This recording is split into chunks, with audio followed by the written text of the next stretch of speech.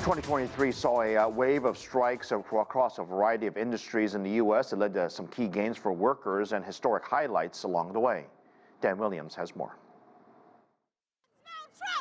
This became a common sight in 2023. From healthcare workers to Starbucks employees. But it was the strike by the United Auto Workers against the so-called Big Three Detroit automakers, Ford, General Motors and Stellantis, that dominated coverage. Tonight, for the first time in our history, we will strike all three of the Big Three at once. So this strike against the Detroit Three automakers was historic, and it didn't strike every plant. It took a really unique strategy with this sort of rolling, expanding strike where they would hit certain targets, wait a couple weeks, expand that strike to a few more targets, and really keep the automakers on their toes so they didn't know what to expect. This was an auto strike like no other, and it was here in Belleville, Michigan, where a small piece of history was made as Joe Biden became the first sitting US president to join a picket line, an unparalleled show of support for organized labor. After arriving, Biden grabbed a bullhorn. You deserve the significant raise you need and other benefits. Let's get it! Let's get back what we lost, okay? Yeah. It was a huge, absolutely huge moment when President Joe Biden came to visit the UAW on the picket line, and it only happened because of the pressure and because of the aggressiveness of Shawn Fain and the UAW leaders. In late October, tentative agreements were reached with all three automakers. The UAW won big, emerging with lucrative contracts that locked in raises in wages of at least 25%, as well as boosting retirement contributions and other benefits. What they were able to do, again, was show that if you're aggressive, if you're organized, and if you know what you want going into it, you can achieve significant gains. Labor's having a moment right now, and that's only going to continue because of what the UAW achieved. According to data from Cornell University's School of Industrial and Labor Relations, there are almost double the number of strikes in 2023 compared to 2021. They included a strike by more than 75,000 healthcare workers at Kaiser Permanente, the country's largest non-profit healthcare organization. That too led to significant pay increases, a unique year of strike action, and some major gains for workers. Dan Williams, CGTN, Belleville, Michigan. For more on how the strikes impacted the U.S. economy and the world, I spoke with Arthur Wheaton, Director of Labor Studies at Cornell University, and we talked about the impact and leverage labor unions have on their employers. I think there's a lot of things that are connecting all of the different labor strikes, at least in the U.S. So you had for the auto workers, it was new leadership, a more aggressive tone. They had different strike strategies, and they ended up making huge gains, primarily because of the increase in the inflation, where they could demand higher raises, job shortage. It was harder to get employees coming in for the labor market, and they had more leverage at the bargaining table. And I think the same story is going to be true for what you had for UPS, which nearly went out on strike, but it was the same strategy, where most of the unions were fighting for the lowest paid workers, not the highest paid. And the same's true for SAG-AFTRA, for the actors.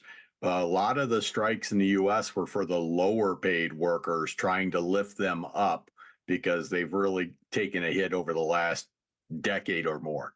The impact on from inflation when it comes to not just the lower paid workers, but the working class and arguably even the middle class. All the classes are impacted when you think about inflation. They are disproportionately impacted because of the type of things that they buy, whether it's food, transportation, or housing. And you can see there is, maybe anger is the wrong word, but a great concern that it may very well be a lost demographic if not more is done to help them. And they've now banded together. They've had some leverage. Would you argue that this was a victory for labor? Yes, because it not only impacted the unionized workers, what you saw within a matter of weeks after the UAW ratified their agreement, they raised the wages at Honda, Hyundai, Toyota, and other companies as well. I think Subaru and a few others already increased their wages in direct response to the UAW winning theirs. Do you think in 2024, and we saw evidence of this over the past year or two, Starbucks, for example, saw additional labor action. You see places like Amazon where you hear more and more about workers coming together for what they say is fairness. What I'm asking is, in 2024, are we going to see this trend continue to accelerate? I think you will see the trend accelerate so long as the same labor market conditions are in place. So we have very low unemployment and the numbers are still pretty good. The Federal Reserve Bank keeps waiting for the labor to slow down. They keep trying to slow down the market. So as long as there's still a huge demand for labor, then labor has more strength. If you start seeing the recession and more downsizing, then you may not see as aggressive bargaining by the unions for what they're able to get. You're also got to throw in there coming off of COVID. So we've had a change in our perspective of what work is and who has to work. And that's a dynamic that I think had an impact as well. This year seemed to be different in terms of the mood. And I don't know if it was because it was post-pandemic or it was because interest rates had spiked up so much and we were still dealing with the aftermath of inflation. But it seemed to me that it was very noticeable this year, specifically in Europe, that they were talking about labor and they were talking about the impact it was going to have on the economy. The labor movement's been very strong in Europe, especially if you get to Germany and the Norway, Sweden, the Scandinavian countries, very, very powerful unions in terms of what's going on. And that's even impacting Tesla. Tesla is finding out that international unions can make a difference as well, as Tesla's run into some barriers in that region as well. So they're seeing strikes for France for the railway workers, and UK has had nurses strikes. I think everybody's just fighting to get more, and it's been tough. And the pandemic hit the world. It wasn't just a US phenomenon. Yep. And the demand for workers is also global. So you've seen a lot of that as well. So a lot of the same or similar conditions. And if we continue our travels east, we run into, of course, Asia, which traditionally has not been a real controversial hotbed of labor disagreement. But we did see a significant development this year as well, specifically China. China's seen, according to some websites, over 1,000 strikes so far in the last 6 months. They've seen lots of different strikes that have been going on.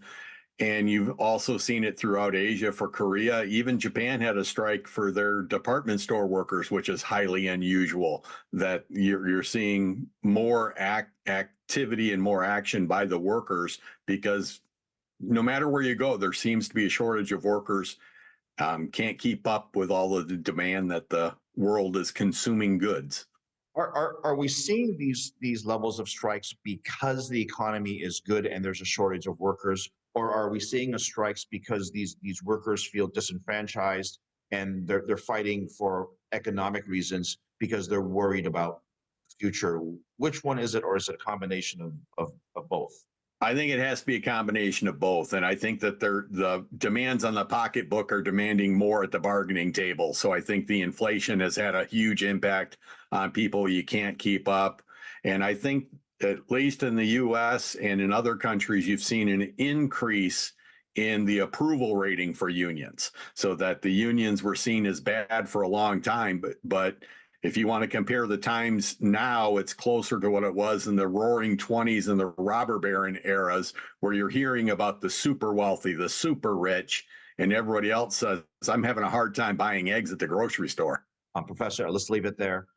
Thank you very much. Really appreciate your time on this topic, and have a fantastic end of the year. Thank you. You too.